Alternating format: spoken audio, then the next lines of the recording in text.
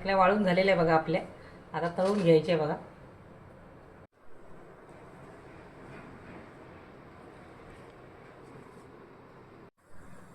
तेल तापलेलं आहे. आता आपण चकली तळून घ्यायची आपल्याला.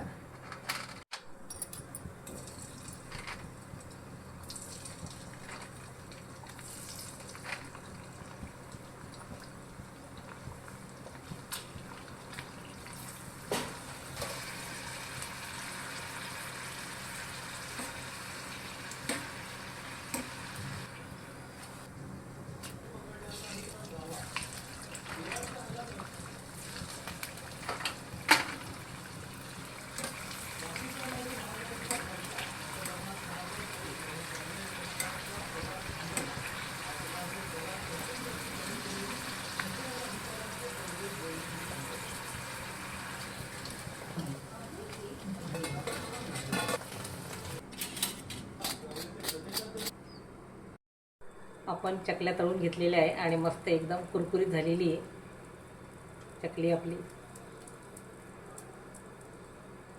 आज बनवतोय आपण तांदळाच्या पिठापासून चकली तयार करायची आपल्याला.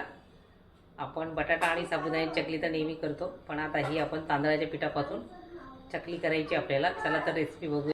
आपण तांदळाचं पीठ घेतलेले, त्यासाठी आपण 3 वाट्या आपल्याला गरम पाणी करायचं आहे. 1 वाटीला आपण 3 वाटी आपण तांदळाचं पीठ पाणी घ्यायचं आहे. कारण तांदूळ धुणे वगैरे असतात तर पाणी जास्त लागतं. तर आपल्याला खिशी घेऊन आपल्याला चकली तयार करायची मस्त तांदळाच्या पिठापासून. तर आपण 3 वाटी ह्याच वाटीने आपल्याला पाणी मोजून टाकायचं आहे आणि थोडंसं बाजूला काढून ठेवायचं आहे गरम पाणी लागल्यानंतर टाकायला. मग चला आता खिशी घेऊया. आपल्याला कुकरमध्ये खिशी घ्यायची आहे. तर बघा आता मी 3 वाटी पाणी टाकायचं आपल्याला.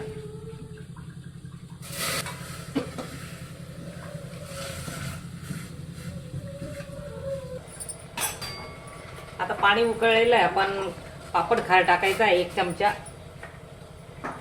जिरं टाकायचं आहे आणि बघा हिरवी मिरचीचा ठेचा केलेला आहे थोडासा, तो टाकायचा आहे.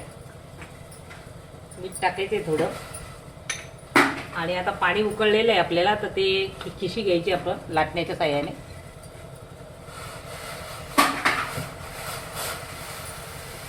पाणी असं वर येऊ द्यायचं. बघा पूर्ण पाणी आलेले वरती. आणि नंतर असं लाटण्याने चांगली खिशी घ्यायची आपली. पाणी कमी पडलं बघा. आता पाणी टाकून घ्यायचं आपल्याला गरम पाणी. आता पाणी आपल्याला कमी पडलेलं आहे कारण जुने तांदूळ असतात ना आपल्याला बघा. आणि मस्त आपल्याला चकली तयार करायची. चांगलं शिजून घ्यायचं आपल्याला.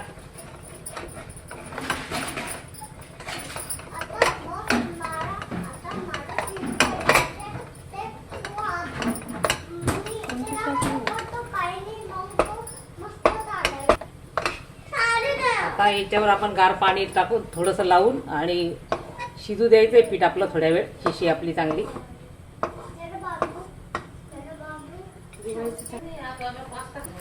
आता हे कमी गॅसवर आपल्याला याच्यावर झाकण ठेवायचं आहे आणि 5-7 मिनिटं चांगली खिशी शिजू द्यायची आपल्याला. मग आपण काढून घ्यायची. मग बघा आता आपली खिशी झालेली आहे. आपलं कापड घ्यायचं आहे पराती ताटामध्ये आणि ही खिशी आपल्याला काढून घ्यायची आणि छान मळून घ्यायचं आहे ते पीठ आपल्याला. त्याच्यामध्ये हे मळून घ्यायचं आहे म्हणजे चटकी लागणार नाही आपल्याला.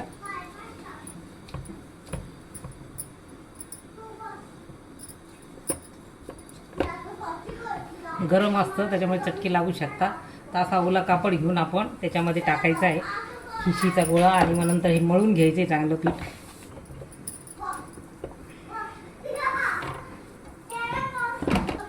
असं मळून घ्यायचं आहे.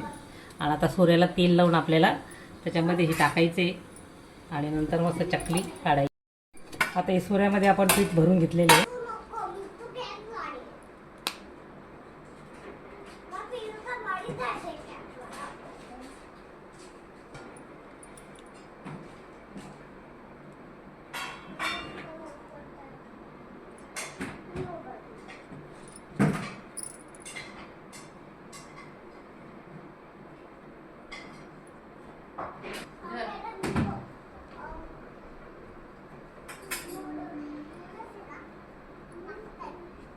चकल्या टाकून झालेल्या आहे.